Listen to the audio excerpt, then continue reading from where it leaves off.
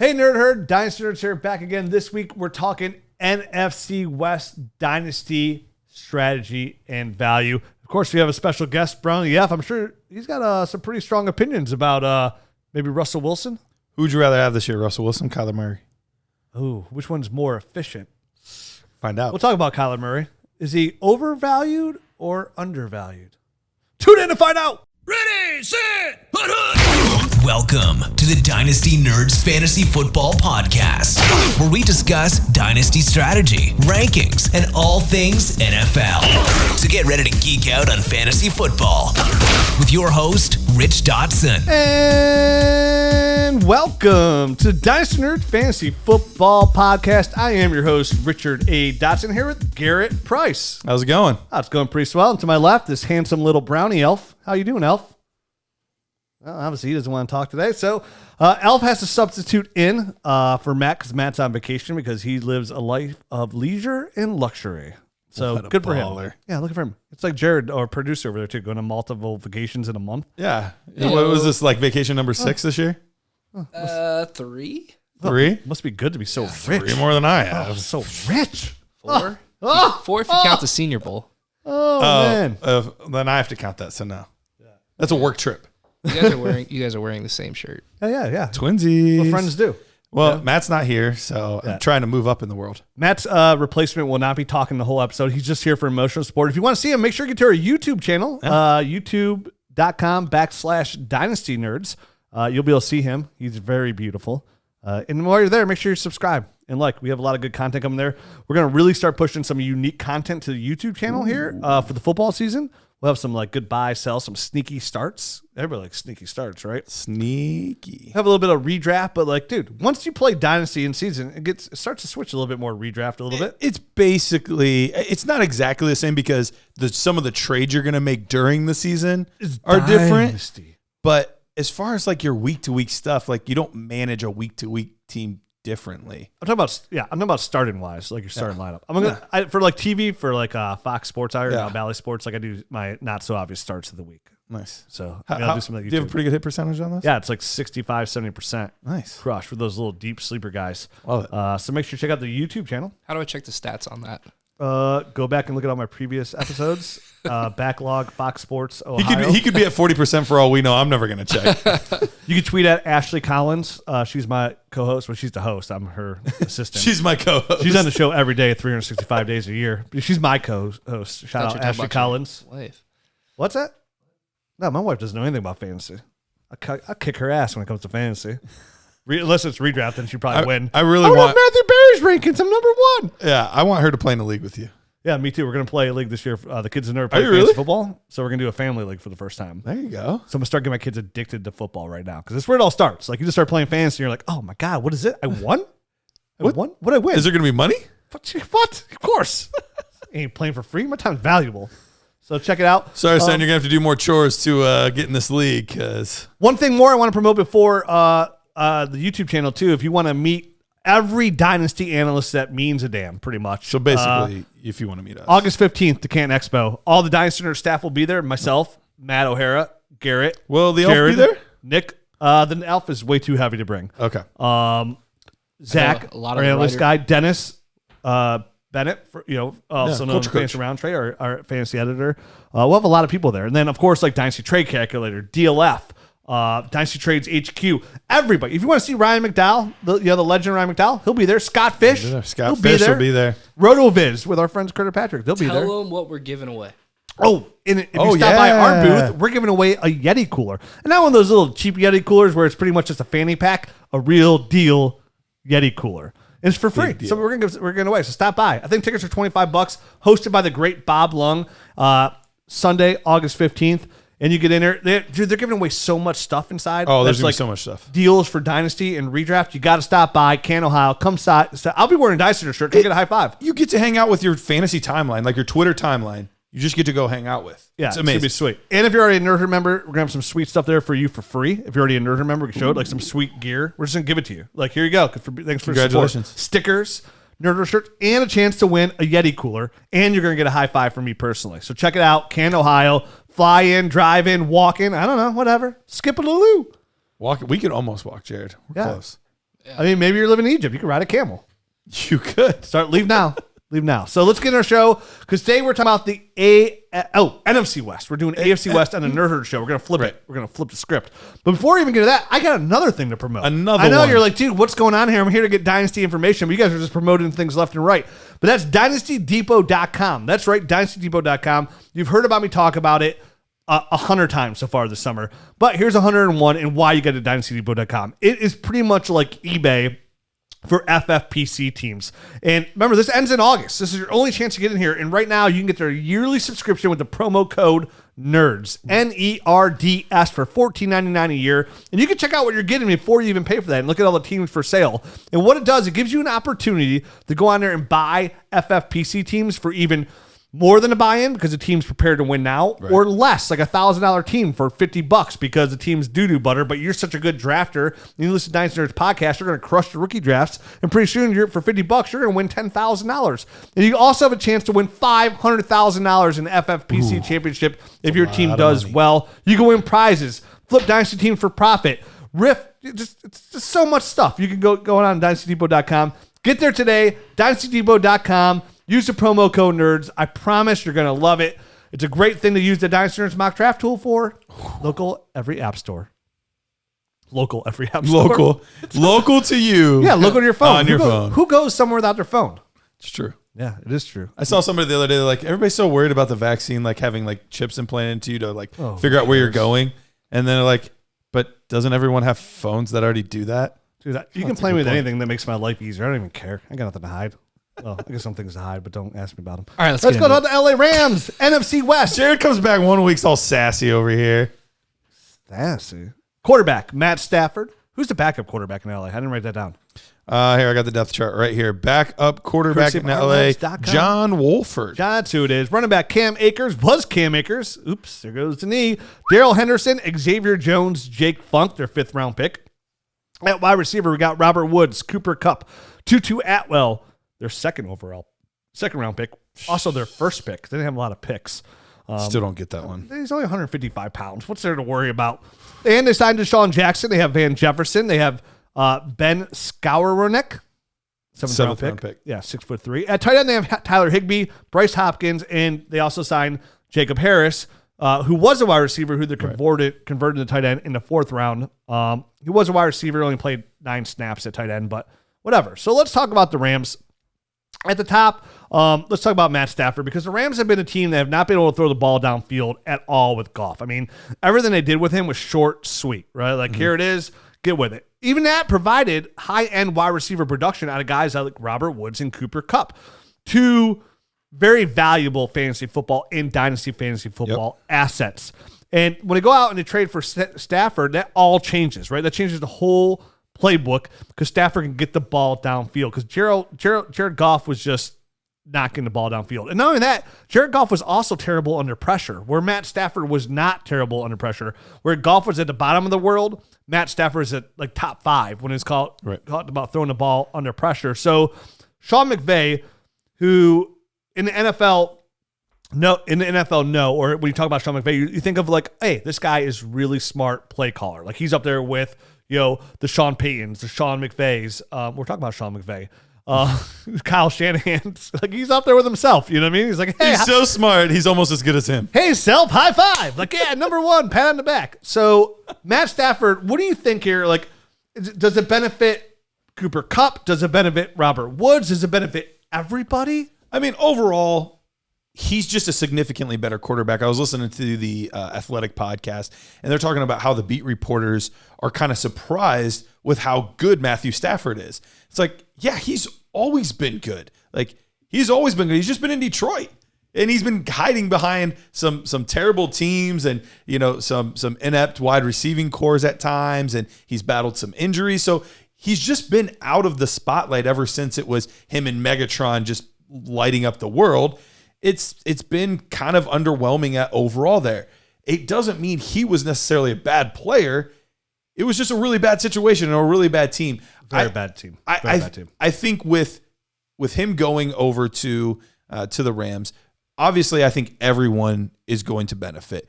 But I think what I'm looking for the most is, who are going to be those players that get down the field more? We talked about it in some of our buy and sell episodes, and why we were so high on, Robert Woods was, my buy once again, even though he's undervalued every year, he's still once again undervalued this year. 4 years straight, I said in this podcast, Robert Woods' value. Now the world's caught up. Yeah. And the funny thing is he's still being undervalued. Like, even though everyone knows it, they still draft him lower than they probably should. But the ADOT, the average depth of target for Cooper Kupp and Robert Woods, are both bottom 10 of people that have 30 or more receptions. So it was kind of almost gross how underutilized those players are. Now, I don't think much will change for Cooper Kupp. He is still more of a possession receiver. He's not as much of a big play guy. But Robert Woods is the one that could see some things change. He'll still do some gadget stuff around the line of scrimmage. He'll still do some of those slants and things close to the line of scrimmage. But he has the ability to get downfield and make some of those big plays. So I think he's the one of those three weapons that benefits the most. But then even some of the, the third and fourth string guys, the Van Jeffersons, the Tutu Atwells, the Deshaun Jacksons, they will even have moments of viability, which they wouldn't have before under Jared Goff, but they will now with Matthew Stafford. Yeah, and look what they did. They bring in a guy like Deshaun Jackson. They with their one of their only draft picks, their first draft pick, they bring in this super small, careful when the wind's blowing too hard, you might blow away Tutu Atwell at 155 pounds. But he offers really legit speed. So does Deshaun Jackson. So the two receivers they bring in are guys that could stretch the field. Mm-hmm. So obviously McVay's got a plan here. He wants to stretch the field. And where I think this is going to help out is when you stretch the field, what are you going to do? You're going to do a little bit more play action, right? When you do a little bit more play action, that's going to open up the middle of the field. So now that you have Cooper Kupp, you have Robert Woods, you have guys like Deshaun Jackson, Tutu Atwell. You're probably going to run a little bit more, even more, so maybe some 10 personnel out there at times. It's going to open a little bit for you, which... You mean like 13 personnel with... No, 10 personnel when it's like 4 receivers on the field. Is it 10 personnel, 4 receivers? Or is that 5 receivers? No, it's... No, what? Yeah, it would I'm be. sorry. It would be 10 personnel is 4 wide receivers. Yeah, that's what I just said. My fault. You're second guessing. Yeah, my fault. You're the Sorry, I co-host was now. just like- You're the co-host. Sorry. I was making a draft pick. What am I doing? Yeah.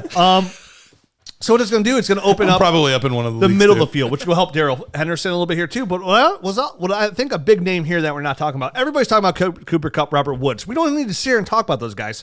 They're already well respected in fantasy football and the Dynasty community. Everybody's caught up to Robert Woods. Robert Woods, I think worst case a wide receiver 13 again this year right there. Right. Cooper Kupp in the same range with McVay. Definitely with the loss of Cam Akers. Daryl Henderson slide in. Daryl Henderson looked okay last year. 154 touches, 783 yards. He averaged 5.1 yards per touch. He had 6 touchdowns. So he'll be just fine. He'll probably be a mid-range running back too in his offense. But I do expect him to throw the ball more. And the one person that nobody is talking about that we should mention here is Tyler Higbee.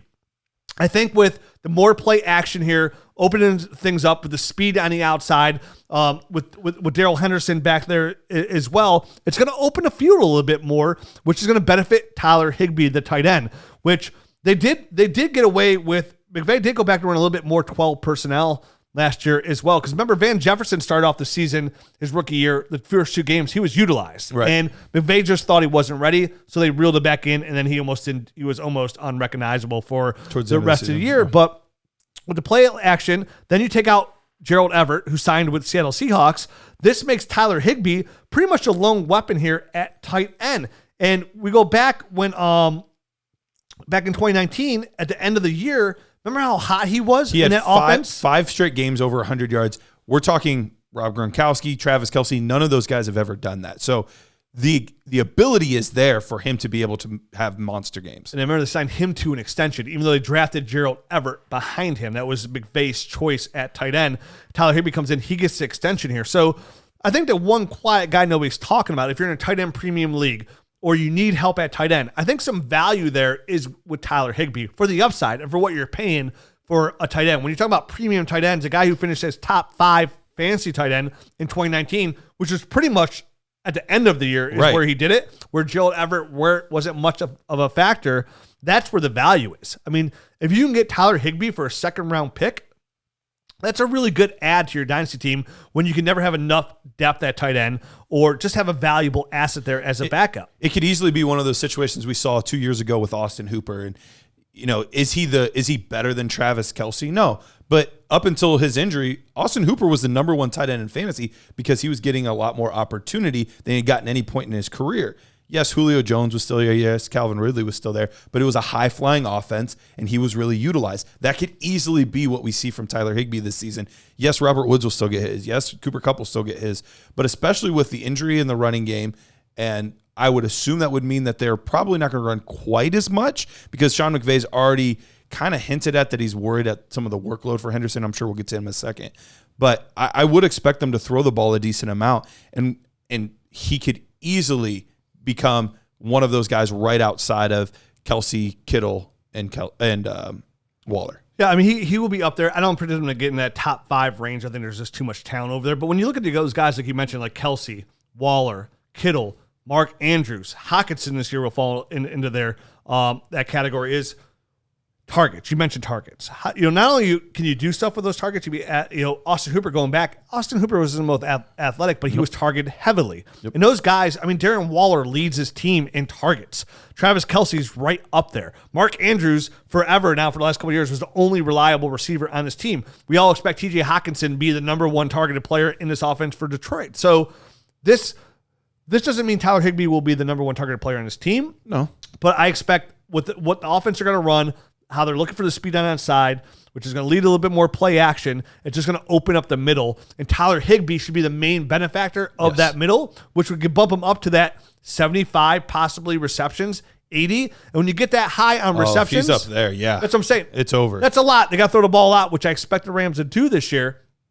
If you get up to 75 receptions at a tight end, hell, if you get to 65, you're in great shape. You're a top 8 fantasy tight end. And right now, you don't have to pay top 8 fantasy tight end for Tyler Higbee. If you're doing a startup draft, Tyler Higbee's going well after. I don't know the ADP in front of me, but he's going well late after these other tight ends. And I just think there's really good value there. In 2019, he had 69 receptions, and that put him all the way up to 5. So if he even just touches 70 receptions, it's going to be a really big year for him. Yeah, so I expect Tyler Higbee is probably the best. And that was only on 3 touchdowns as well.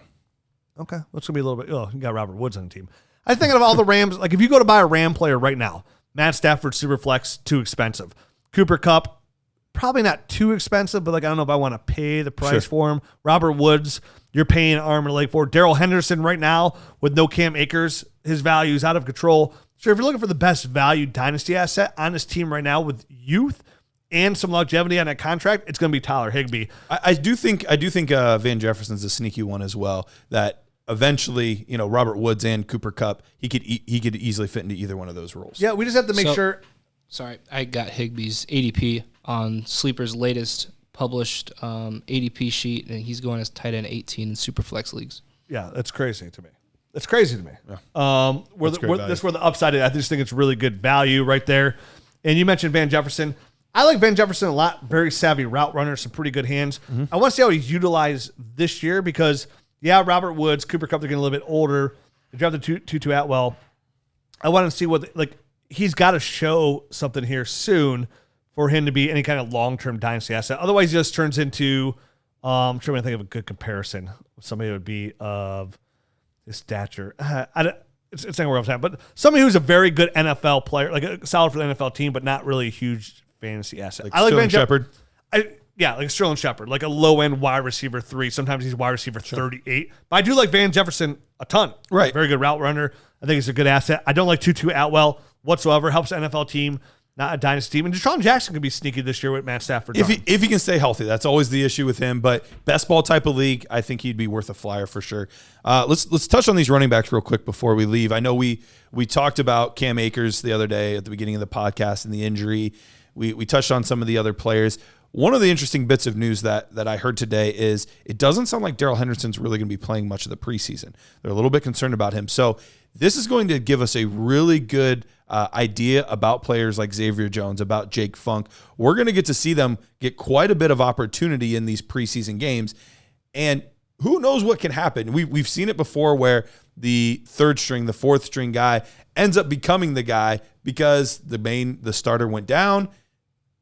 And you never know what could happen. So I do like Xavier Jones quite a bit. I just did a video on YouTube about him, actually. Oh, you did? I did. Yeah, check it out on YouTube. It's some of that content. And I remember very specifically our producer, Jared Wackerly, he texted me at one point. We were doing the scouting process for rookies late in the season. He's like, hey, have you watched tape on Xavier Jones yet of SMU? And I'm like, no, I haven't. He's like, wait till you check him out. he's a real nice prospect. Real shifty, can be involved in the passing game. I watched his tape, and when we saw each other the following week or talked to each other, I was like, yeah, dude, you're right. Like, he's a real nice prospect. And he was the guy we said last week on the podcast, hey, go check your waiver wire. The guy you really want to pick up for value is going to be Xavier Jones, because it's most likely going to be a timeshare with Daryl Henderson. Anyways, James Funk's just an okay prospect. He doesn't have 4.23 speed. We found that out. But Xavier Jones is a real nice running back, and it wouldn't surprise me with his talent if he's that sneaky guy like that James Robinson that came out in this offense. How I mentioned, everything's going to open up in the middle of the field, where there's a running back here that could turn into a sneaky running back too, just on opportunity and carries alone is all they're going to need in this offense, the way it's going to run. Xavier Jones is probably the best bang for your buck right now. Yeah, absolutely. He's got tons of upside, and it's surprisingly, despite them not investing any assets at all into their offensive line, they were terrible 2 seasons ago, ranked 31st by PFF, but they made a big comeback last year, and this year, PFF has them ranked as the 8th best offensive line, so that should open up some decent running lanes. We'll see. It's a much older offensive line. Their best guy, Andrew Whitworth, I believe he's 39 years old, so yeah, it's pretty old for an offensive tackle. I saw him tweet today. He's like, it's funny that my NFL career could get a driver's license today. Oh, my God. Look at this guy. Good for him. Wild. Good for him. So, and like I said, I mean, I know our producer, Jared Wackerly, liked Xavier Jones a lot, just on his college tape merit alone. So when there's a player like that you liked, it's a small school, late round draft pick that you thought like, hey, if this guy gets opportunity, he might be able to do something. I get real excited because running back, all they need is opportunity. All they need. Because all they need is Xavier Jones to come out and look good, and everybody forgets about Cam Akers. Garrett, he finished as the RB10 in our nerd score, didn't he? He finished as RB9 in our nerd score. He was 10 in my personal rank, and I think he was also 10 in yours. Yeah, something. But I don't know how all the numbers worked out outside of that. But yeah, we had him as a top 10 guy overall. He led the nation in touchdowns in college. And coming out. I mean, stylistically, from watching him, you saw shades of a guy like a young Shady McCoy and some of the things that he could do there. That's some of the stuff that you saw with him. He's not going to be this big physical bruising back like James Robinson was last year, but he could win that job with his elusiveness, tackle breaking, making guys miss, things like that. Yeah, he's a real shifty running back that offers some really good upside and viable out of the backfield as well. Yep. Let's move on to the Arizona Cardinals. Cardinals depth chart. At quarterback, we have Kyler Murray and Colt McCoy. Cool. At running back, we have Chase Edmonds, James Conner, Eno Benjamin, Jonathan Ward. At wide receiver, DeAndre Hopkins, AJ Green, Christian Kirk, Rondale Moore, their second-round pick out of Purdue, Andy Isabella, and Keyshawn Johnson. At tight end, the worst tight end group in the NFL by a long shot. Like, I'm surprised they even have a depth chart spot for them. If you don't pay a lot of attention, you don't even know who these people are going to be. No. You got Max Williams, who's the only guy you should know because he's a former second-round pick by the Baltimore Ravens. I'll be honest. This is something that we do. We do a podcast every week, do a lot of research. He's the only name in this tight end room I even recognize. Yeah, Daryl Daniels, Ian Bunton. Like, what kind of baseball player is this? Get him out of here. I have no idea who any of the rest of these guys are. When I started doing the depth chart just off memory, I'm like, oh, Dan Arnold's at tight end. And I was like, he's in Carolina now, I think. And he's in Carolina. So I'm like, oh, Max Williams. No wonder they went and get all these old wide receivers, and they signed all these wide receivers because they don't have any tight ends. And they couldn't care less. Which makes sense because they're all going to run 4 wide receiver sets. The tight ends won't even be on the field hardly at all. They ran a ton of 10 personnel. Oh, my God, I forgot his name all of a sudden. The coach. Oh, Cliff King. Yeah, Cliff. I said one of those brain stunts. Did you hear AJ Green's moving to tight end? AJ Green? You think you're cute. Yeah, that worked out for me. All these wide receivers moving to so tight end. Max Williams would have Benjamin. no benefit there. And so let's go back. Let's start at the top with a guy like Kyler Murray, because Kyler Murray is somebody who's, when you talk about their running backs, even last year, they weren't really effective. People are real hot on Chase Edmonds because he had a couple games that were okay. But, I mean, Chase Edmonds is okay. He's going to have a shot to be the guy this year with James Conner, who can't stay healthy. But all their ground games were really benefited by Kyler Murray. I mean, he was the main source for there. But what's weird about Kyler, too, is when he hurt his shoulder in week 11 on that first drive when he was playing Seattle, he said he hurt it back versus Miami. But when he hurt it there, his rush attempts all of a sudden cut in half, which when you come to Kyler Murray, he doesn't have an accurate arm, but Kyler Murray's value in fantasy football comes with his legs. Right. Weeks 1 through 10, Kyler was quarterback 1 overall. Quarterback 1 overall, not a better quarterback out there. But from then, when he hurt his shoulder and he started cutting down his running opportunity, he was quarterback from weeks 11 through 17. He was quarterback 14 overall. So he went from quarterback 1 to quarterback 14. And what does for me, when I look at Kyler, I'm really torn on him because he's somebody for me that needs to prove they can get done through the air. Like I said, he's got good accuracy. He was better in his sophomore year than his rookie year. But I mean, his yards were 200 more, his touchdowns 6 in air. But I mean, his biggest fantasy boost from this past year was on the ground because he had 275 more yards and he had 7 more touchdowns rushing the ball. So for me, this is a guy who's extremely talented. He's coming off back-to-back years of at least 64.4% completion percentage, over 3,720 yards passing, and at least 20 touchdowns, and at least 544 rushing touchdowns. He's the only quarterback to ever do something like that.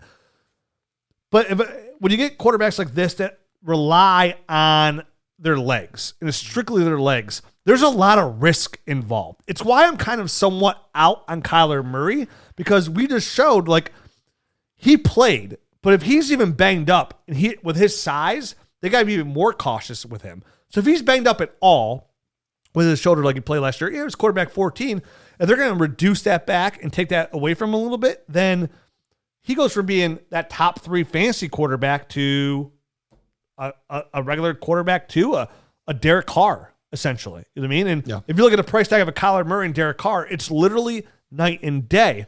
So for me, but on the flip side, we're talking about a guy that nearly, with the injury, nearly threw for 4,000 yards and nearly rushed for 1,000. Impressive. He could easily eclipse both of those marks this season. We could be talking about a guy that throws for 4,500 yards and rushes for 1,200. 100%. Absolutely. So, I mean, it's all about the risk versus the reward. It's do you want to go for that crazy upside or do you want to play it a little bit more safe? And that's really where it is with Kyler Murray. I don't know that, and it's so tough to project whether or not injuries will occur. You know, I understand what you're saying that they're going to be more cautious with them if they do. But no, it's hard. Now it's not as hard to project, is more likelihood to get injured than not. And I think when you go to that scale, you start talking about quarterbacks, who's the most likely to get injured. I mean, Kyler Murray's got to be at the top of the list. Because even Lamar doesn't get hit as much as Kyler got hit. But Kyler does a good job of eluding hits. He slides very well. He has that baseball background. I think I'm a little more confident in you that with him being able to prevent injury than some of those other guys. Because even like, you know, the bigger, more physical running quarterbacks like the Cam Newton back in the day, even Josh Allen, like they'll bowl those guys at times if they have to. Like Kyler Murray is not trying to do that. Now, he's going to get caught off guard at times. He's going to get sacked at times. Like those things are going to happen. But I think as far as the manufactured hits, I think he does overall a good job of getting out of bounds, sliding, those kind of things when he needs to. So I think I'm a little more willing to bank on the upside because of that. Those Russian quarterbacks have a history of not producing long term. They just do so far. And again, I try to go off of history. You know what I mean? Like, what have my eyes seen? You know, you get guys, Lamar Jackson's just a special. Kyler Murray's a really good rusher. Mm-hmm. Lamar Jackson's a special runner with the football. Sure. So for me, for Kyler Murray, I just don't think for where you have to take him and what his value is right now, that's just, I don't think that juice is worth the squeeze. There's a lot of risk because where's that risk most likely going to come and hurt you the most? It's going to come at the end of the year, season. Right? Sure. And what I'm worried about, this is what they're going to do. Again, not about him producing. Like, even when he's on the field, I still think he's going to produce. I think he's accurate enough, but I need to see more through the air with him to show that he could be just pass the ball as well. He's not relying on his rushing yards, because if he's a little bit banged up and they're just going to hold him back from rushing, which eventually they're going to have to do with him, no matter what, that brings a little bit of a concern for me. He is under 6 foot, and that risk, that injury concern it's a big concern for me. So if I'm in a super flex league, a 1 QB league, I'm not worried about it. I could draft a guy in the second round and replace him. And I'll just ride him out. The upside. But if I'm in a super flex league, which is one of the most largest growing platforms to play Dynasty fantasy football today, and most new leagues start in that format, then I would personally be looking to sell Kyler Murray at peak. And here's why. It's because Kyler Murray right now is considered a top 3 Dynasty quarterback, essentially, in Superflex, right? Like, he's arguably up there. You go Pat Mahomes, you go Josh Allen, and then more like than not, it's going to be Kyler Murray in that mix. So for me, how is he ever going to surpass peak value now? And basically what I'm looking at is, like, what quarterback can I flip that I think would be equal value to that? Can I get Trevor Lawrence plus? Can I get Justin Herbert? Maybe even Justin Herbert, maybe a little plus? Can I flip him totally for a guy like Josh Allen, who I think could sustain more hits, who's gotten better every year with his accuracy? And he's Dak Prescott. Josh Allen's done exactly what I want Kyler Murray to do, show they could get it done with his arm. We talked about him last week. So some of those, like I still like Kyler Murray. I don't know if I love the window as much as in Dynasty. And in a Superflex league, the value of the quarterback is the length of the play, right? So if I'm somewhat worse, we talked the same thing about Lamar Jackson a couple months ago. You know what I mean? So we talked about selling him because of that same concern.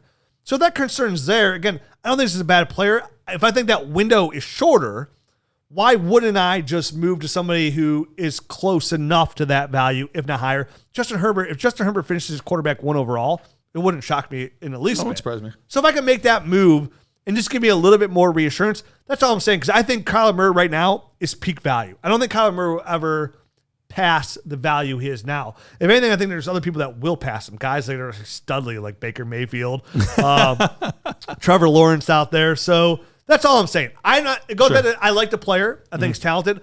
I'm worried about that consistent production. The best ability is availability. Sure. And I get that. And I'm worried about Kyler Murray. So that's just how I feel about it. So if you're concerned about him, how do you feel about these receivers then? Are you still I know you're one of the biggest DeAndre Hopkins fans, or at least were. Are you still all in on Nuke? How are you feeling about AJ Green, Rondale Moore, all of these guys? I wasn't a huge Rondale Moore fan, but they brought him to play the slot. So, and obviously they've had some plans here for the slot, because what do? They take Rondale Moore in the second round. Before that, they took Andy Isabella in the second round. Before that, they took Christian Kirk in the second round. And those guys offer a little bit more speed, where they'll spread the field and Rondale plays more closer to the line, but they're looking for that really good slot receiver. So I do like Rondale Moore's opportunity, because there's nothing else besides him and Nuke, essentially, because I think Isabella is no fancy option whatsoever. I think Christian Kirk is trash for fantasy football. I've said that forever. Yeah. So I think they've been specifically looking for that slot receiver, and they keep investing second round picks in them. They do. So that means they're looking for something until they find it. And here we are with Rondale Moore, 3 strikes you're out. So I'm hoping this is at least a base hit with Rondale Moore. Right. And obviously DeAndre Hopkins is somebody who I love. People were worried about that tweet. He's like, oh, this might question my NFL career. He then deleted the tweet. He did. What did he tweet afterwards? Y'all crazy. I plan on playing for 9 more years. That made my nipples so hard. Oh, my goodness. It's like I might have been walking around in Antarctica. You need some diamonds cut? I'm there for you, because I got so excited. I had to get some duct tape around my midsection, because I own so many DeAndre Hopkins shares, because I think he's one of the best receivers I've ever seen. He is great. And what I love about DeAndre Hopkins, we've saw his ADP slip a little bit. And I think I talked about this like 4 or 5 months ago. It's like, dude, I don't know why DeAndre Hopkins keeps slipping. I mean, he's still elite. He's still 28 years old. He had 115 receptions for 1,407 yards and 6 touchdowns. He got 30% of the team's receptions last year. And who did they go out and add? AJ Green? Rondale Moore at the slot? ADP is wide receiver 7. And ADP wide receiver 7, which I can live with that. Like if you want to take AJ Brown, Justin Jefferson, some of the younger Calvin Ridley, CeeDee Lamb, Tyreek Hill over him, like Devontae Adams. I can live with that. Like I'm not arguing that. Like I would probably take Justin Jefferson possibly over him right now too. Not possibly. Him and AJ Brown over DeAndre Hopkins. I'd be really torn between CeeDee Lamb and DeAndre Hopkins, because that's what I think CeeDee Lamb's going to become. Could become DeAndre Hopkins. Sure. I don't even think. I feel very confident. I busted my crystal balls right now, and they're going to be sweet and succulent. They're going to be like, CeeDee Lamb, future wide receiver 1 overall in Dynasty. Oh, sweet succulent balls. It's been so long. But so I think DeAndre Hopkins is still a high-end wide receiver 1. I think he's going to do exactly what he did last year. 115 receptions, 1,400. Actually, his numbers are going to go up because there's more games. He has another game, and 6 touchdowns isn't a lot for somebody that's getting that many targets. Listen to these stats. Are you ready? Are you ready for this? DeAndre Hopkins, like I said, 115 receptions. The rest of the team, 143 receptions. DeAndre Hopkins, 1,407 yards. The rest of the team, 1,477 yards. DeAndre Hopkins, 6 touchdowns. The rest of the team, 9 touchdowns. When you ask me how I feel about DeAndre Hopkins, I feel like he is that receiving offense. That's the rest of the receiving receivers. Core. Yeah, not the running backs and tight ends. But yeah. That's there's a dip in value on there, and I'm buying. Yeah. I am buying. Anytime you get this value of these players, we see it all the time. These older stud muffins, right? Guys like DeAndre Hopkins, Julio hit that. AJ Green hit it, but then he hit it and he just fell flat on his face. Like he hit it. It's like, oh. He just couldn't get healthy. Speaking of AJ Green, resurgence year, or is this more to do about nothing? I don't know. More, I won't put a guy of his stature. I won't just put him out the pasture yet because he's still. There's a lot of things for him to be upset about last year in Cincinnati. Just like not getting that contract extension, playing on a franchise tag. He didn't want to play on it. He got hurt again early. Didn't really want to come back as it was. So to me, maybe playing opposite of a guy like DeAndre Hopkins with Kyler Murray could be a little bit of a resurgence and kind of like one of those fake years where he's a wide receiver 3.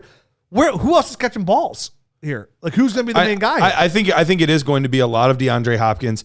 And I think they're going to do a lot of underneath stuff to Rondale Moore and possibly even Andy Isabella. I think they might utilize them in tandem in the slots there and do a lot of crossing patterns and things like that over the middle of the field. Utilize their speed and make up for the lack of a tight end kind of in the middle of the field there. I think they'll use those guys as more of the low A-dot guys to make plays. And especially with Kyler's mobility, I think he'll be running around the field. Those guys will get a lot of it. So I actually think Rondale Moore could have a very, very good rookie campaign just on that alone. But I see 800-yard, like a 65, 800-yard reception year out of him. Absolutely. Bring that ADP up at least. Yeah, absolutely. So I think overall, I'm going to kind of be – I don't know how much work they're going to get in preseason. It's hard to know with some of these veterans. But he's a guy I want to watch and see how he looks. Because as of right now, I don't remember seeing him separate well last year. I don't remember now how disinterested in the game was he. He didn't seem motivated at all. It's tough to say, but guys don't tend to get more explosive as their career goes on. With all of those injuries and just not looking like old AJ Green anymore, it's tough for me to imagine that he's going to be anything like he used to be. And if I'm Kyler Murray and I'm throwing a jump ball, I'm throwing it to DeAndre Hopkins. I'm not throwing a jump ball to AJ Green at this point. I mean, the price, so like nobody wants it. Everybody feels the same way about AJ Green. So like it's a good dart throw. Like if you need like a wide receiver 4 right now and you can get AJ Green for a 3rd round pick, I think people will give you AJ Green for a 3rd round pick in a second. So for 1 year if you're a contender, it's gonna be a late 3rd in 2022 draft on a dart throw wide receiver that could offer that upside for maybe a team doesn't want they because listen, I don't think they're gonna be able to run the ball in Arizona. I don't. And I think after last year with Kyler, they're going to be a little bit more protective. I think they're going to throw the ball a ton, and I think they're going to run a ton of personnel, which will help. And DeAndre Hopkins is getting all the coverage. So there's a small chance, but a chance that AJ Green can produce. And if I'm throwing the darts on a 3rd round pick I can get for a receiver or some upside, right? Why not do it on somebody who's a potential Hall of Famer and an offense is going to throw the football a ton? I think there's other players in that same range. I get the point. I don't hate it. But like who's in that range? Like go Marvin Jones. Like I would rather go after Marvin Jones over AJ Green. That's fair. But yeah, that's fair too. Yeah. That's fair. I think those are the kind of guys that I would go after. Those are few and far between. You know what I mean? Like those that's the thing. I think you say more guys. There's very few guys that offer that. Sterling Shepard, I think, would be another one. Around his ADP, which is like wide receiver 87. It's crazy. Van Jefferson's right around there. Brashad Perriman, Jacoby Myers. I'll give you Brashad Perriman for Emmanuel AJ Green. Sanders could be nice. Yeah, so I'd like Emmanuel Sanders upside there in Buffalo over him. Sanders, another good dart throw. We talked about it last week. We did. Good, like same thing, like a 3rd round pick. Like he falls in that category. Like maybe you approach the Emmanuel Sanders owner, he says no. Maybe you approach the Marvin Jones owner, he says no. Maybe he basically just falls in that category. Is what I'm saying. Let's move on to the run game. Yep, shall we? Now, Kenyon Drake leaves. He leaves behind 264 touches for the Cardinals. And this is somebody where a team goes in where they had 8 draft picks. They didn't do anything on the running back front. We thought for sure the Cardinals were going to draft one of these running backs. We thought I really did. Travis Etienne in Arizona was going to be sexy. We thought Javonte Williams in Arizona would be great, right? We thought this was a spot for sure. 8 draft picks. They didn't draft one. And not only that, they didn't even sign an undrafted free agent at running back. They brought nobody in. And right now, the hot name in Dynasty for the running back situation is Chase Edmonds. Yep. I'm selling Chase Edmonds. This is a guy, I mean, he's had a few games where he was the man, right? Right. He only topped 100 yards in one of those games. I mean, he's had some nice fantasy football production, but all his fantasy production mostly come in the passing game. He's somebody that thrives all his fantasy production in the passing game. He had the seventh most receptions amongst running backs last season. He had 53. And he's somebody that every time he has gotten an opportunity, what has happened? He's been banged up. He's been hurt. Sure. Like every time Chase Edmonds was put in position to be the guy, that he slimmed up and bulked up at the same time? At this time of year, slimmed down and bulked up? Slimmed down and bulked up. And he did both somehow. I don't know how. Oh, don't make me angry. Like, okay, Hulkster. I will say their offensive line has improved. They're being projected as just outside the top 10 according to PFF. And one of the big ones that was really surprising, the center, one of the best centers in the NFL, Rodney Hudson, when the Raiders were just cleaning house for whatever reason, they decided to clean house. Rodney Hudson ended up there. And that's a guy that's a good athletic, just one of the best run blocking centers in the game right now. So overall, I do agree. I don't think Chase Edmonds is the long-term answer. I don't think I think he's overvalued for 2021. I have no issue with him in 2021 because at this point it's got to be him or James Conner.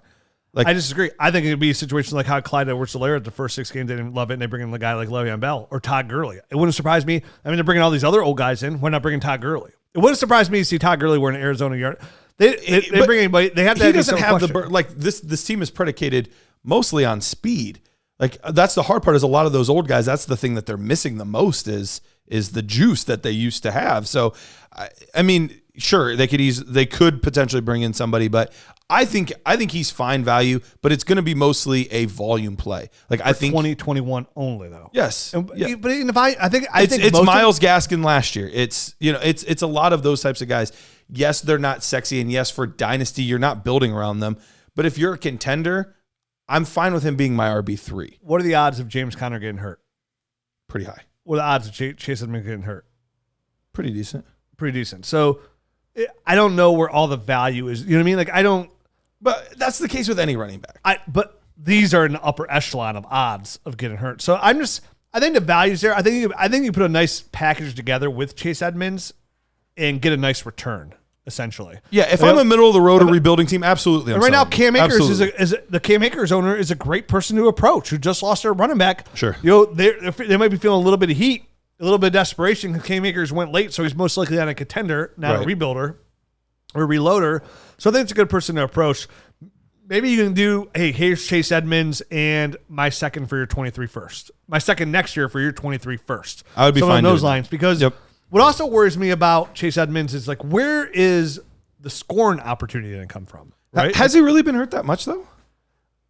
If you look back at all the games where he was the man, right, and he played, because he played all 16 last year and he played 13 the year before. Not that he doesn't play, but he gets banged up. He's not as efficient. Is what I'm saying. Hence, where all those big, like you don't see a lot of consistent big games because he's banged up. He's not as effective throughout the year because he's getting banged up. And what really hurts him is. Where like when you start getting the goal line experience, he's not valuable there whatsoever. I saw a stat I think from Warren Sharp that said he has no track record whatsoever inside the 5. He's got one attempt in 3 years inside the 5 because where do the odds come? It's Kyler Murray. Kyler Murray gets tons of attempts in there. It's kind of like having Josh Allen running around on a pass play and just having Josh Allen inside the 5, Cam Newton inside the 5. Like and then you would bring in James Conner there anyway. So Chase Edmonds doesn't even offer like the goal line opportunity. He doesn't offer that red zone like upside as well. But even if he just gets, he had 53 receptions last year. Yep. We're going to assume a few more opportunities this year with, him more than likely being the main ball carrier. Yeah. I think it's be a 50-50 split with James Conner. Okay, but then even if he's just the main pass catcher, that's James White. That's mid-range, low-end running back 2 upside. You need that on your fantasy contending teams. I understand, but I think you could do better. You could do better than a low end RB2? If he fit, that's just high end. I think that's his upside. Honestly, I think this is upside. Like that's like I think you would have a hard time trading because I'll bet you a pickle right now that nobody on Arizona finishes even as a running back 2. You're on pickle deal. I don't even like pickles, especially I want a big thick one. Like like I need it. Like I need that pickle. You need that pickle. I love big juicy pickles. All right. There it is. Oh, the elf doesn't like it. Oh, no. Calm down, elf. You like pickles too. Don't shake your head at me. Well, for me, if I were to go onto predictionstrike.com, I would be willing to invest a little bit in Chase Edmonds because I do think he has some upside this season. I would sell them at the end of the year. I would sell that stock. But the fun part about Prediction Strike is as we get into the season, you can even go game by game where you think, you know what? This guy playing against a terrible run defense this week. And, of course, A.J. Green's hurt again. And so is Rondale Moore. They don't have anybody else to pass it to other than Nuke. So this could be the game. You could buy Chase Edmonds right before the game, get that nice little peak in investment value there, sell right after the game's over, and get nice capital. That's what you can do at PredictionStrike.com. You can also go on their app, which is one of my favorite things about Prediction Strike. You can buy, sell, and even hold shares of your favorite players. If you sign up with our promo code DYNASTY, you receive $10 with your first deposit of $20 or more. That's promo code DYNASTY to receive $10 free with your first deposit of $20 or more over at Prediction Strike. Make that money, son. Prediction Chase Strike. Edmonds is $1.72 right now. Oh, see? I'm selling. Actually, I'll probably wait till like week 1 when he has like 8 receptions. There you go. Then I'm selling. Well, yo, hippies and humans. Let me tell you about some of my friends too at realitysportsonline.com. What is realitysportsonline.com? It's a new way to play Dynasty Fantasy Football. It's not even new. It's just a different way that's been going on for a long time. It's auction Dynasty Fantasy Football. What is auction, you may ask? Get to realitysportsonline.com and go check it out. It's where you bid on players and you bid on contracts. It's free agency, multi-year contracts. You have rookie drafts, multi-team trades, franchise tags, contract extensions, first-round rookie options, salary cap functionality, and so much more. And I know this all sounds like it could be a little bit too complicated for you. It's really not, because the best thing about Reality Sports Online Fantasy Front Office is that it doesn't take any more time than a standard league. It just requires a little bit more strategy. And what do we love? We love the challenge. That's what we love at Dynasty, the challenge to manage the team. And if you think you're among the fantasy elite, well, this is the platform that you can go out there and test your mettle. If you're not sure, you can test your general manager skills for free at a mock free agency auction. You get on their site right now and mock draft for free in an auction website. And I know plenty of Dynasty fantasy football players that swear auction fantasy football is the only way to play. It's the best way to play, where it takes a little bit more luck out of it and takes a little bit more skill into it, because not only you bid on players value-wise, but length of the contract too. How long are you going to pay these guys? And hey, all of a sudden your guy gets hurt, he's out. Guess who's stuck with the bill? You are. Dang it. Get to Reality Sports Online right now. And right now, with the promo code NERDS, you can get 10% off on your team or your entire league today. That's right, 10% off on your team or league today with the promo code NERDS. Fantasy just got real at realitysportsonline.com. I love it. You'll love it too. Let's continue on, shall we? San Francisco 49ers. Oh, we're going San Fran next? Oh, I've been to San Francisco. I had Seattle up. Yeah. It's the only time in my entire life I saw human shit and human shit, where a human actually defecated in front of me. It was disgusting.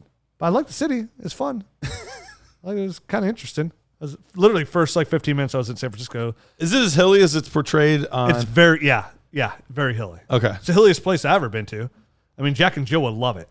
They would absolutely love this place. So let's talk about their depth chart. At quarterback, we got Jimmy Garoppolo, Trey Lance, the future, Josh Rosen. That's right, Josh Rosen's still here. Chosen Rosen. Oh, running back, Raheem Mostert, Trey Sermon, who they trade up in the 3rd round to acquire, Wayne Gallman, Elijah Mitchell, who they take in the 6th round, Jeff Wilson, who has a torn meniscus and probably won't just start the season right away, and JaMychal Hasty. Rich, why are you talking about so many running backs? Because who knows getting all the carries, because they use a ton of them. They're all getting carries. At wide receiver, Brandon Ayuk, Deebo Samuel, Mohamed Sanu, Richie James, Jalen Hurd, and our guy, Austin Watkins. Hope he makes the team. Tight end, George Kittle, Ross Dwelly, Nicole Pruitt. So, a lot of guys missed the majority of the year last year for the San Francisco 49ers. Jimmy Garoppolo missed 10 games. Deebo Samuel missed 9 games. George Kittle missed 8 games. Raheem Mostert missed 8 games. So a lot of their fantasy football out, they just missed games. I mean, they didn't even, that core, Jimmy Garoppolo and his 3 core receivers only played 2 games together last year, which isn't crazy. Was it the first 2 games? No, it wasn't the first 2 games. Oh, wasn't? No, it was later in the year. Okay. And there was one of the games where Jimmy, I think I remember Jimmy started the game. It was right after he got hurt. He came back and he played so bad they pulled him at halftime because I think his ankle wasn't right or something along those lines. But of course, the big news here at quarterback is they gave up 2 future firsts to move up to number 2 from I think was at 12 somewhere around there. The draft Trey Lance, and this is gonna be the first mobile quarterback that he's had at Kyle Shanahan since RG3. Remember he had RG3 his rookie year, he was rookie of the year over a guy like Andrew Luck, and Trey Lance can run the ball. And this is a guy who averaged 7.9 yards per carry in college. Now, not a lot of tape on Trey Lance. He only pretty much played a year. Yeah, he only had that single season, but he didn't throw a single interception that entire season. He looked fantastic, and the tough part is, yes, it's against lower competition. 2 years ago, but you have to scout the player and not necessarily the situation. And I think that's what the San Francisco 49ers did. They said, look, this guy has all of the tools that we need to develop into a great quarterback. Now, will it all pan out? Odds are a couple of these first-round quarterbacks won't end up panning out. Traditionally, even if you have 2, 3, 4, 5 quarterbacks in the first round, there's 1 or 2 that don't hit. Is there a chance Trey Lance could be that guy? Sure. Highest odds, for sure. I'd say Mac Jones. I forgot. He doesn't even count. Mac Jones does count. I think of it because I really do. I think I like Trey Lance's upside. I love Trevor Lawrence. I like Justin Fields, and I love Zach Wilson. So I think it'd be one like that Eli Manning draft where they're all kind of nice. But go on. I definitely think that could be the case. But when we talked about the rushing upside of Kyler Murray, when we talked about the rushing upside of Lamar Jackson, like he could end up being in the echelon, but he's built more similar to Cam Newton. He's built more. I mean, he was being scouted out of high school to play defensive positions. We're talking safety and linebacker and positions like that. Could have been WWE superstar. He really could have. So I think the upside with Trey Lance is there, but there's obvious risk involved with any of these rookie quarterbacks. And it came out today that said there's not any quarterback controversy to start the year. It's going to be Jimmy Garoppolo to start the year. Now, how long is that the case? Oh, Trey Lance hasn't even signed his contract yet, so. That's true. That's a good point. I do think that's going to be an interesting development because this reminds me a little bit, and I can't take full credit for this. I was listening to the Athletic podcast, as I mentioned earlier, and they made this comparison, and I think it's a really good one. They compared it to when Patrick Mahomes was drafted by the Chiefs, where it's a good football team, and you have a quarterback in place that is good enough to get you W's. To a Super Bowl. Well, Alex Smith didn't get the Chiefs to the Super Bowl. Jimmy Garoppolo did. But Jimmy Garoppolo got this team to the Super Bowl, absolutely. So, and Alex Smith ended up playing basically that entire year, and Patrick Mahomes just kind of had to sit and wait. That very well could be the case because this defense alone could put this team in contention, and it could just be a situation where we need a guy to manage the game. That's all we need. Jimmy G. So there could actually be some sneaky quarterback value in Jimmy Garoppolo this year in Superflex leagues. The tough part is if he were to be benched, chances are it would be later on in the season when you're going to need him. So that's the difficult part with all of that. But there's definitely some sneaky value there, and I don't hate Jimmy Garoppolo just from a depth standpoint. But obviously the future is going to be Trey Lance. Yeah, 100%. And he's such a high upside player in Superflex leagues. What week does he start? What's his first start? I think the 49ers if they stay healthy, contention It's assuming long enough, Jimmy G's healthy. Then I think they stay in contention enough where he doesn't play. He doesn't play until they're out of it. Yeah, I think that's the case as well. And he needs to sit. Like he needs to sit and learn NFL offense. This is going to be a very competitive division too. We haven't gotten to the Seahawks yet, but you could make an argument for any one of these 4 teams winning the division. You mentioned their defense is really good. They have some really good offensive weapons at receiver. They have Deebo Samuel. They have Brandon Ayuk out there as well. Ayuk last year finished the year as wide receiver 35 in 12 games. And he averaged 15.4 points per game, which was 18th best amongst all wide receivers. He had 60 receptions for 748 yards and 5 touchdowns. I like Ayuk. I thought he showed me enough last year. My only concern is like when Kittle was on the field and Deebo on the field, like it wasn't the same. Like his targets weren't obviously George Kittle's the number one guy there. The offense runs through George Kittle hands down. But Deebo Samuel to me is my favorite value on the San Francisco 49ers. Maybe George Kittle's seen a dip in value a little bit and he's the best value there, but I don't know if that's really true. I remember having a debate with Matt probably a month and a half ago or so, and it was about this situation where, we have George Kittle on the field, we have Brandon Ayuk on the field, and we have Deebo Samuel on the field. this team is going to continue to run the football. It doesn't matter who's back there. They're going to hand it to whoever line. It could be Kyle Juszczyk that week for all we know. Like, they're going to hand the ball to somebody for a bulk of the game. And so that's the part that scares me. I don't think there's a world where Debo and Brandon Ayuk in the same season with George Kittle, all three being healthy, I don't think there's a scenario where they can both be top 30 wide receivers. I just don't think it's possible. Yeah, I mean, they're probably. Like, I think Ayuk still flirts with right around like wide receiver 35, where he is like maybe a little bit higher. Could be a wide receiver 3 around there. What interests me about Debo and why I like Debo a ton is I loved him coming out. Right now, obviously he had that foot injury, the Jones fracture. And he actually had off-season surgery on it. Then he came back. He had a hamstring injury last year. Played in just 7 games. He had 33 carries, 33 receptions for 391 yards and 1 touchdowns. But if you go back to 2019, when Debo came out as a rookie, a guy who we liked a lot on this podcast, we talked up, absolutely, gave to pretty much a late first-round grade to in your rookie draft, 57 receptions, 802 yards, 3 touchdowns. And he rushed the ball for 159 yards and 3 touchdowns. And what I love about him and how he's used is he's such a weapon with the ball in his hands. We have to remember Debo Samuel, when he gets the ball in his hands, becomes pretty much like a running back. And this is a guy who breaks tons of tackles at the next level. When you get him in open field, he breaks tackles. And Ayuk's a real smooth, nice receiver, shifty, but I think Debo Samuel is a weapon on the field. And I think when it comes to receiver standpoint, I think he's where the value is. Ayuk saw his value shot up. I think it's a little bit inflated because you're talking about a guy where people are like, oh, he's now the number 1 guy. It's not. It's George Kittle. Even then, like he didn't break out like he's Justin Jefferson, wide receiver 6. He was wide receiver 35. Yeah. I mean, and I know they had a ton of injuries there, even at quarterback, and the quarterbacks throwing the ball there. Mine was with my Uncle Jeb from Wyoming. I don't have an Uncle Jeb in Wyoming, but I did. I really wanted you to. So to me, I think his value is slightly overrated, and I think Debo Samuel's slightly underrated. Let me ask you, so the one concern I would, other than the injuries, because he's been injured basically forever. He's college, pros, he's always been injured. Yeah. But are you concerned about the league low 2.3 ADOT last year? Because it was drastically lower than anybody else in the league. Now, I get that a lot of that is intentional. They're throwing it close to the line of scrimmage, but we've seen a positive correlation to higher ADOT guys having better fantasy production. Yeah, I think that we could be arguing the same point about Robert Woods and Cooper Kupp, how their ADOT was so bad because they were a victim of their circumstances. But it's probably going to be the same circumstances this year. I think Jimmy Garoppolo will throw the ball a little bit farther than those other turd Fergusons out there last year. So to me, I just.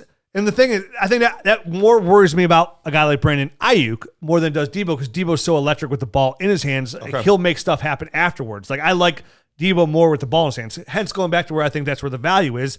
And I think you can scoop Debo Samuel up for some pretty good value because he was hurt last year. So his dynasty value is a little bit more suppressed than I think it needs to be. I'm still a big Debo fan, going to his 3rd year, which is a great year for all fantasy football players to take a big step forward with the upside of Trey Lance coming in too. So I think I'm more worried about injuries than anything else with Debo Samuel. But I still think that's where the value is. If you're looking for a receiver, is not Brandon Ayuk. I like Ayuk. I think it's good value. And if you're going to start up right around like round 6, 7, right around there, I think it's a good shot to take on him. But at the same time, you can wait till round 9 and get a guy like Debo Samuel. If you had to pick one running back right now, which one are you drafting first? I'm taking Trey Sermon. You're taking him over Mostert? Well, Mostert's 29 years old. Right. Mostert's a guy who's never had more than 150 carries or touches in a year. Like he's never healthy. I mean, this guy literally is never healthy. Jeff Wilson had a torn meniscus. He's likely not to start the season. And he led the team in carries last year with 126. He had 600 yards. He led the team in carries. So for me, I really think it's going to be a Mostert-Sermon split. But I got to take the guy who the team traded up for in the 3rd round in Trey Sermon. And listen, I think Trey Sermon's a nice prospect. I would take Michael Carter over him in a rookie draft. I have taken Michael Carter over him in a rookie draft because what worries me most about Sermon is I like him on the outside. I like him in open field, but I don't like the way he can create for himself for the most part of it. Sure. We talked about that during his rookie breakdown. Like he does offer some really good upside in a Kyle Shanahan offense. Any running back does. So I think he's a little bit overblown just because of the fact I think that people are like, it's going to be the Trey Sermon offense. Raheem Mostert, when he's on the field, I mean, the dude's extremely effective. The problem is he's just never on the field. He's always hurt. Well, and that's that's been the problem with Trey Sermon as well. I mean, he's been banged up. He was banged up at OU. He was banged up right before coming to Ohio State, and he had to miss, the last game and basically 2 games due to injury as well at Ohio State. So that is a major concern for me as well. I think I would rather sell high right now on Sermon than any of these running backs that are the rookie running backs in this class, because there's just too many unknowns between the landing spot. His own production has been roller coastery, and his injury history has been roller coaster. So there's just too many variables in all of this. As much as I love Shanahan, as much as I love the system, we haven't seen one player be significant for an entire season. Since Devontae Freeman, Tevin Coleman. That would be the last in time. Atlanta. Yep. Like 7 years ago. Somewhere around around 6 years ago, somewhere around there. Where they were both like running back ones there for a time. Same thing. Tevin Coleman couldn't stay healthy there. You're right. It's been a hodgepodge, right? It's been a potpourri kind of backfield. And the counter argument could be, well, they haven't had a running back like Trey Sermon yet. I think if they were getting that guy, they're taking Javonte in the second, or they're taking Najee in the first, or they're taking one of those guys. They're not taking. Actually, Travis Etienne would have been my favorite to go there. I would have loved for him to be in that offense. But high upside, a guy who highly recruited, went to Oklahoma, had a great year. Then what happened? He gets banged up. Goes to Ohio State, comes into Ohio State, banged up. Losing carries to Master Teague. Second half of the season comes out, dominates, has the biggest rushing game in Ohio State history in the playoffs. Playoffs? So he does offer great upside, and it could come back to be a little burps McGurps. It could be one of those situations where like you rue that trade, right? But I think I would rather be on the side of, hey, give me a 23 first, I'll give you Trey Sermon. Yeah. Hey, Cam Akers owner. Thinks Cam Akers. Well, I don't know. That Russian dude came back after 3 months on his Achilles injury. I was watching that dude in awe last night. I would immediately draft Trey Sermon in the high second and trade him for a 23 first if I had him. I'd be totally fine with that. And then going back to George Kittle before we move on real quick. Stud. Still my tight end 1, right? Overall. Yep, -2. In Dynasty. This is I want to say to anybody who thinks there's any depletion in George Kittle's value. George Kittle had played in 8 games last year. 8 games. That's it. Half the season. Here's his stat line. 48 receptions, 634 yards, and 2 touchdowns. That is gross. That's gross. In 8 games. That is gross. He's gross. And he left some of those games early with injury. The offense runs through George Kittle. He's still tight end 1. If there's any depletion of value, buy. Last team in the NFC West. Let's sync it up and then get out of here. All right. Seattle Seahawks quarterback Russell Wilson, Geno Smith, Danny Etlin. At running back, Chris Carson, Rashad Penny, DJ Dallas, and Travis Homer. At wide receiver, DK Metcalf, Tyler Lockett, who's just now blessed with a brand new contract extension. Dwayne Eskridge, who they took in the second round at 5'9", 190 pounds, but runs a 4.38. Obviously, this team's doing something what they want to do. We kind of talked about it earlier. Speed on the outside. Freddie Swain, Penny Hart, Darvin Kidsey, nothing there. Tight end, they signed Gerald Everett. They have Will Disley and Kobe Parkinson. And this is a team that really has an O-line that's no good. It's part of Russell Wilson's problem. The only player they added is the guard Gabe Jackson from the Raiders, who's just okay. So hopefully the middle is a little bit better because their tackles are pretty solid there. Yeah, Dwayne Brown's pretty good. Brian Schottenheimer is out at OC, and now they're bringing Shane Waldron as OC, who was the Rams passing game coordinator the past 3 years and was actually the tight end coach when they signed Gerald Everett. So when we look at Russell Wilson, who's another high-end dynasty quarterback who I have no shares, I never have, weeks 1 through 9 last year was an MVP candidate, right? People were talking about Russell Wilson like he's to go. Weeks 1 through 9, Russell Wilson was quarterback 3 overall. And then, like Pete Carroll always does, the second half of the season, he starts to get away from the pass and starts to run the ball more. Right. Weeks 10 through 17, Russell Wilson was QB 12 overall. So still a QB1, not as bad as the Kyler Murray stats here, but he didn't fall back as far either. As they started to run the ball a little bit more. And, you know what I mean? This is somebody that, even at QB 12, he was within 6 points of the next three. So Russell Wilson easily could have second half been quarterback 16. Sure. Baker had 1 point difference. That's it. Less than 1 point difference than Russell. And the other ones were Phillip Rivers and Cam Newton. So what do you think about Russell Wilson as a dynasty quarterback? He has DK Metcalf. They lock up Tyler Lockett. And now they bring up Dwayne Eskridge, who, even though Dwayne Eskridge played the slot in college, that's Tyler Lockett's role. They signed an extension. Sure. He's going to be on the outside. So, for a team that says we want to run the ball more, they have a lot of speed on the outside. What do you think about Russell Wilson here as a dynasty quarterback? Where do you view him? Is he right around that 6-7 range? Right around there. He's really interesting because you mentioned the stats fell off over the second half of the season. Then all we hear all offseason is we have to run the football more. That's all we've heard from Pete Carroll, is that we have to run the football more. But all of that being said, that's been their MO, basically Russell Wilson's entire career for the most part. Russell Wilson's worst season since his sophomore campaign, QB 11. Yeah. That's his absolute worst. And he's had several top 3 finishes as well as number 1 overall quarterback. So even on teams that are run first teams, he can still make it happen. He's still Tannehill's a prime example. Exactly. He's a fantastic player, and he's incredibly efficient with the football. If this line takes a step forward at all, which was one of his biggest Achilles heels over the course of the season, was just poor offensive line play, he could easily have another top 5 finish, despite it not making sense on paper, not having the number of attempts, he still is able to be that efficient with the football and make enough plays for it to still happen. So I think it's actually gone to the point where he was kind of overrated for a little bit.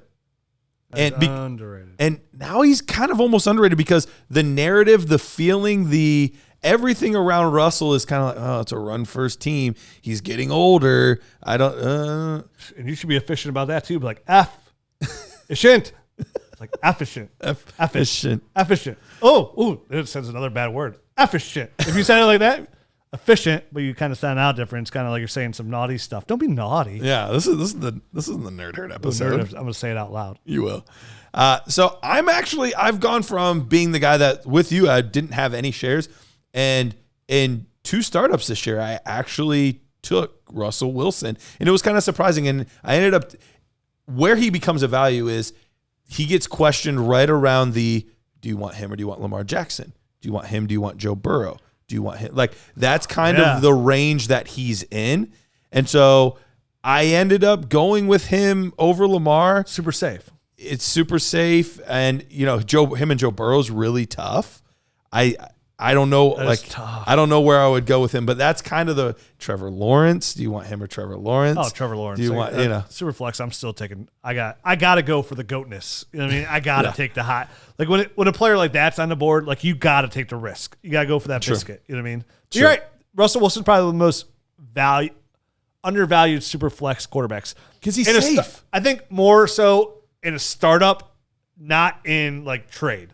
Oh, sure. You're going to still have to pay a stupid amount, but he falls to the second round in a lot of super flex. In a startup, Russell Wilson, I don't hate to say it, but like he's probably the best value in his dynasty super flex startup. Hey, let's start a dynasty super flex startup. Not you guys. I can't be in it.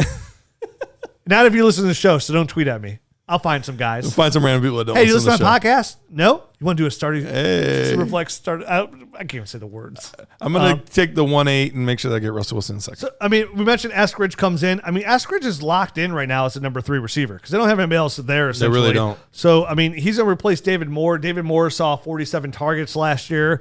But so he could probably look at that role because it said Tyler Lockett's going to be playing the slot. But they had the speed outside. And they mentioned Tyler Lockett, signed him up to a big new deal. And he's coming off a 132 target, 100 reception season with 1,054 yards with 10 touchdowns. Now, to be fair, he scored 6 of those touchdowns in like 2 games. So those numbers are very hit and miss. That middle of the season was like a cavern. So he finished as wide receiver 19 in PPR. And he's just been what's nice about Tyler Lockett is, even though he's a roller coaster player, he's been a consistent wide receiver 2 for 3 years straight. Yeah. Just finishing in there year in, year out. DK Metcalf obviously finishes a top 5 player at wide receiver. And with Russell Wilson, even though they say they want to run the ball more, with this new offensive coordinator too, I still think they're gonna throw the ball early, and I think DK Metcalf is still gonna be a top 8 fantasy football wide receiver. It's tough to imagine that he isn't. He's just such a physical specimen, and we've seen over the past 2 years him just beat up on a lot of these smaller corners, or guys think that they can run with him and they just can't. He's just so fast. So there's only a few players in the league that can really play with him. Jalen Ramsey in his division is one of them. Those are fun matchups to see the two of them go head to head. But overall, he's going to have another monster year. He's locked and loaded for a top 10, top 8 type of season at wide receiver. Lockett's the toughest one because you're right. Year in and year out, the numbers end up being there. But it's so hard to start him because you don't know which week it is. That's why you got to start him every week. That's why he's a frustrating player. But he's going to give you tough. He's going to single-handedly win you games. I feel great if he's my wide receiver 3. Oh, I'm terrified if he's my wide receiver 2. If you're a championship caliber team and Tyler Lockett's your wide receiver 2, you're not a championship You're not team. really a championship caliber team. He's got to be your wide receiver 3. Every team, and hopefully 4. Hopefully he's in the flex. Every team I own Lockett in, he's my wide receiver 3. Yeah. And this is a player that we were talking about trading for a couple of years ago. That's how I got a lot of my Lockett shares there. But I think, talk about the receivers, it's pretty set. Yep. DK, Lockett, Eskridge. They bring Gerald Everett in. The Seahawks have shown success at times with the tight end position. A guy like Will Disley last year started off super hot before he got hurt. I kind of, this is embarrassing to say, but I kind of forgot about Will Disley. Are we worried at all that Will Disley cuts into Gerald Everett's value? Why are you dissing Disley? I'm not trying to diss him. I forgot him. Oh, what is he, Being Dre? very forgetful. Dr. Dre out here? Forgetting about him?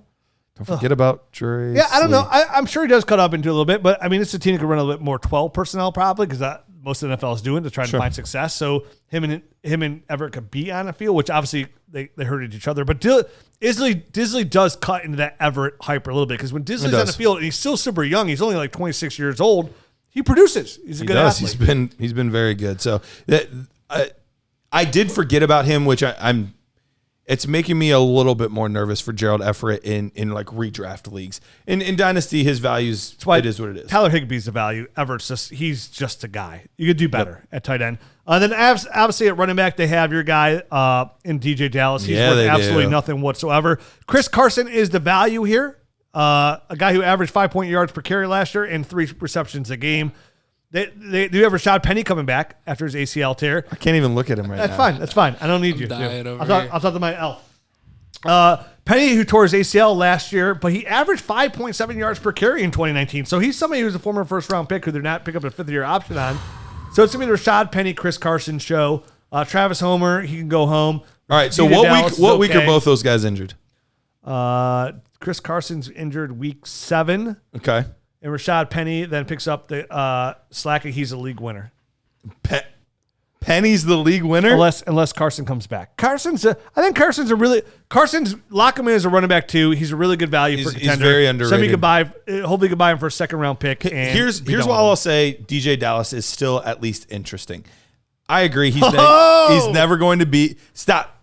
You stop it, Jared. You stop collaborating and listen. It's the Alex Collins show after that. Here's why he's interesting. Is the elf thing Dallas valuable? He is still the best receiving running back on this team. Is he not? Name one player on the team with better hands than DJ Dallas. Chris Carson's got pretty good hands. No. Get out of here with that. He's efficient. He's not better. He is not better. So that's why I'm saying better chance to catch the ball though, which is even better than having better hands. All I'm saying is, listen, I have better hands than Jordan Howard. Who's got the better opportunity to score more fantasy points? Do you have better hands than Jordan Howard? Oh, yeah. Dude, this elf over here is made of, I don't know what it's made of, but it's got better hands than Jordan Howard. All I'm saying is I'm not throwing him away. I'm not cutting DJ Dallas on my teams. If I have Chris Carson, I would still like to have DJ Dallas. Throw him away and just falls by the wayside. I'm not doing it. Listen, again, DJ Dallas, great guy. Did Don't our talk show. crap about him. Big fan. I just think for fantasy football, not a lot of upside there. That's all. Solid. And hey, love to have DJ Dallas on my NFL roster as my running back 3. But for fantasy football opportunities, I mean, he's literally droppable off your roster. No, he's not. Yes, he is. I think you stash him on your. Yes, you absolutely stash him still with 2. Oh yeah, the Texas squad still. Yeah. On teams that have the 2 running backs ahead of him have been injured every single season. I'm absolutely still holding on to him. Only if you drafted him, though, right, Rich? Only if you drafted him. And I did. That's it. Let's get to the Nerd Herd and talk right. about the AFC West. Nice. Wild out there. Adios. Oh, that didn't feel right.